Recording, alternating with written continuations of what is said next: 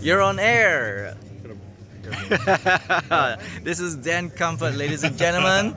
So Giving us topology to 2.0. improve the ability to support a large topology, like a medium large size hotel, we've made we're proposing a couple different changes that'll be introduced in early 2020.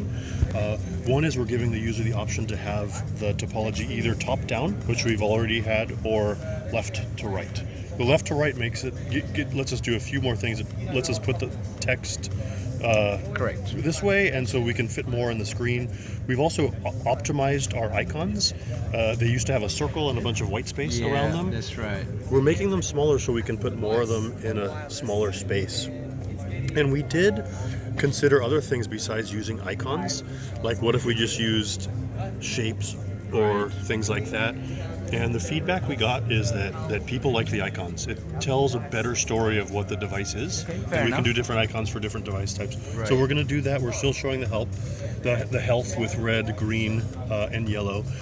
And then another thing is that in the current topology, you see a whole site, and that's what you see. You can't control which device is within the site.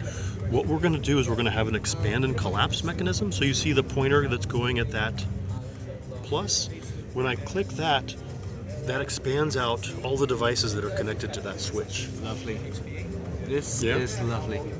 And so then again, there's another switch that's connected to that switch downstream. So if I want to expand that out, I click there, and it expands out to the APs that are connected to that switch.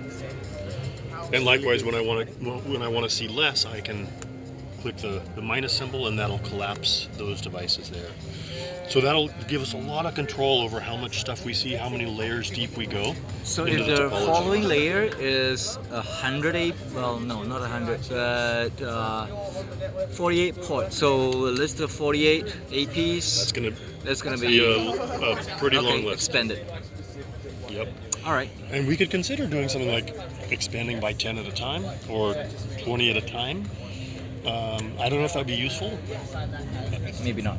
Okay. I'm not too sure either. We were kind of tinkering around with that. I like the all or nothing. Yeah. If you want to see it, you got to see everything. That's right. Here's another key thing, by the way, is today's topology doesn't have a way to search for a device. So if you have 100 devices or more, how do you find it? You don't want to read every name. Right. We're adding a search feature Right. that'll allow you to type a device name or perhaps a serial number, IP address, that kind of thing, and help us find that device and kind of focus in on that device. Okay. Any link information you can get from those links from here? We will have link information like we have today. So if the user were to select an interface between those two, it'll pop out our details panel on the right and show information about what we know about that link between those two switches. Is it a lag port? Okay. How many interfaces Can we there are? show What's the health? utilization on the link? So what we do is we show the health. So that's the green and red, and the health is comprised of a bunch of different things. Errors. Errors, recent alerts, duplex mismatch, stuff I would kind of like love to get utilization on the links.